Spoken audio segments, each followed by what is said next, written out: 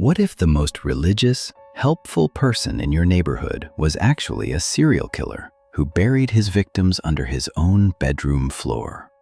And what if, after killing his best friend, he didn't just run away, but literally stole his identity and lived his life for 5 years? This is the terrifying true story of the Butcher of Giza, a real-life monster who wore 1,000 faces, and the one petty mistake that finally exposed his house of horrors. You will not believe how he was caught. Some people spend their entire lives building a reputation as a saint. But what if that saintly smile was just a mask, designed to hide a monster? This is the chilling, true story of Egypt's most calculated serial killer, a man who didn't just take his victims' lives, but literally stole their identities to live among us. This is the story of the Butcher of Giza. In the bustling streets of Cairo, Gadafi Farag was a man everyone loved. He was a law graduate, a successful businessman, and deeply religious.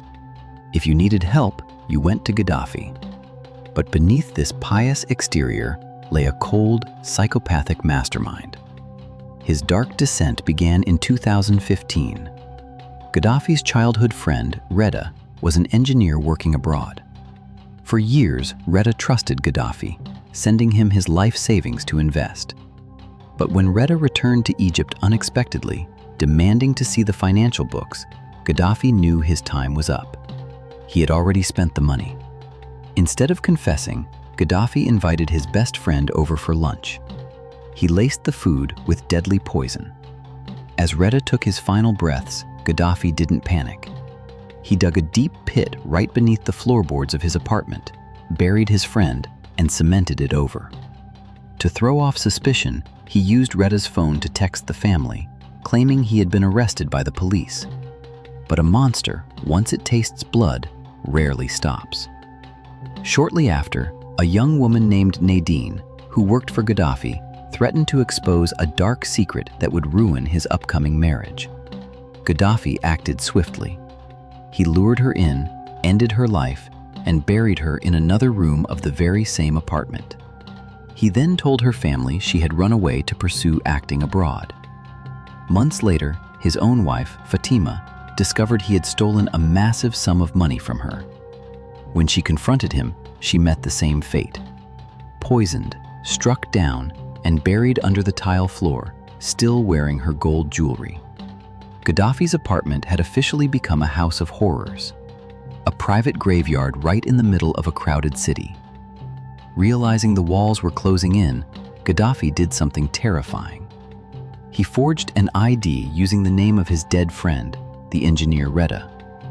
He sold all of Reda's properties, pocketed the cash, and fled to the coastal city of Alexandria to start a completely new life. In Alexandria, living as Engineer Reda, he married a doctor, opened new businesses, and fooled an entire community. When a woman named Yasmin discovered he had scammed her out of her property and threatened to go to the police, Gaddafi strangled her and buried her inside his warehouse. He seemed invincible. 4 murders, 0 clues. But the universe has a strange way of balancing the scales. And for Gaddafi, his downfall wouldn't come from a brilliant detective, but from his own petty greed. In 2019, Gaddafi disguised himself in a woman's niqab and robbed a jewelry store belonging to his new wife's family. He thought he was clever, but security cameras caught him. The police arrested him, and he was thrown into prison for theft, under his stolen name, Reda. Meanwhile, for 5 long years, the real Reda's family had never stopped searching for him.